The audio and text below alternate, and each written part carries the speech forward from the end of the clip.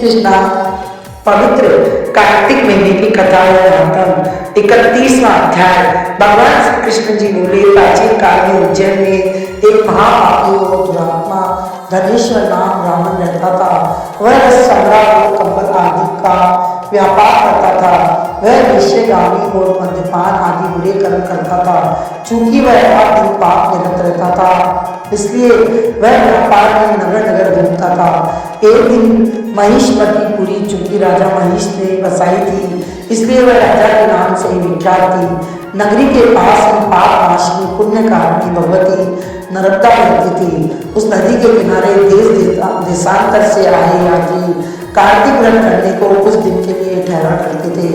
उन कार्तिक व्रत करने वाले प्राणियों को वहां ठहरा देखकर वह दुष्ट धनेश्वर भी इधर उधर घूमता हुआ 1 महीने के लिए वहां ठहर गया।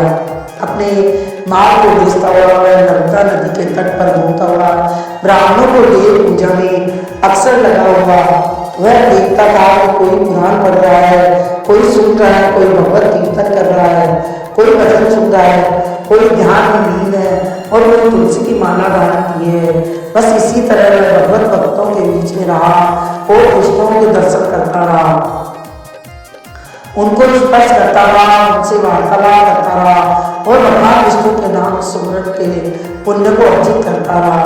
वह कार्तिक के व्रत के उद्यापन विधि तथा जागरण को भी देखता रहा। उसने पूर्णिमा को देखा कि व्रती ब्राह्मणों और लोगों को भोजन करा रहे हैं और उनको दक्षिणा आदि भी दे रहे हैं। उसने नित्य प्रति भगवान शंकर की प्रसन्नता के लिए होती दीपमाला भी देखी।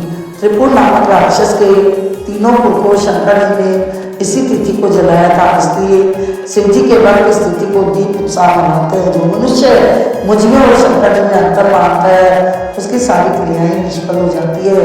धनेश्वर वहां पूजा विधि देखता हुआ इधर उधर घूम रहा था। उसे काले सर्प ने काट दिया और वह भूमि पर गिर पड़ा।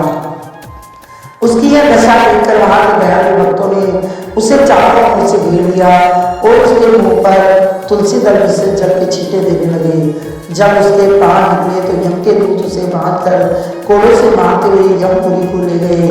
उसे देख चित्रगुप्त ने यम से कहा, उसने बाल्यकाल से लेकर आज तक काम ही किए हैं, इसके अलावा इसके जीवन में पुण्य को लेश मात्र भी नहीं दिखाई देता है। यदि मैं पूरा 1 वर्ष आपको सुनाता रहूं तो भी इसके पापों की सूची समाप्त नहीं होगी। यह महापापी है, इसको एक तक घोर नरक में डालना चाहिए।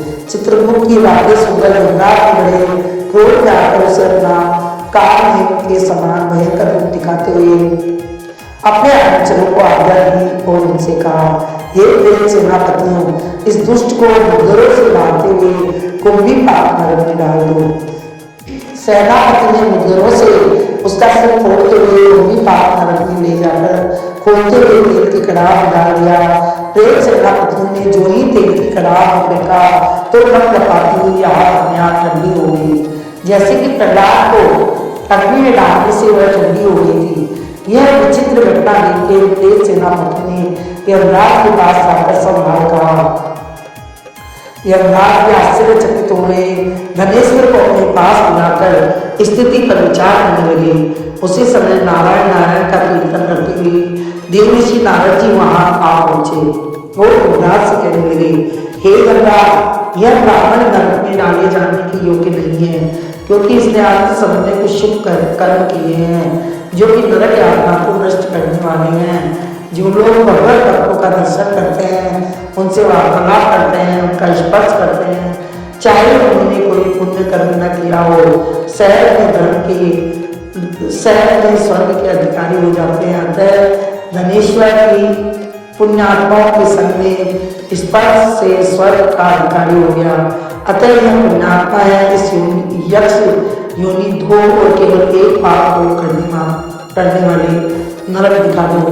भगवान श्री कृष्ण ने कहा। नारद जी ने ऐसा कहकर चले गए तो धनेश्वर को पुण्यात्मा समझते हुए यमराज के दूतों को उसे नरक दिखाने की आज्ञा दी।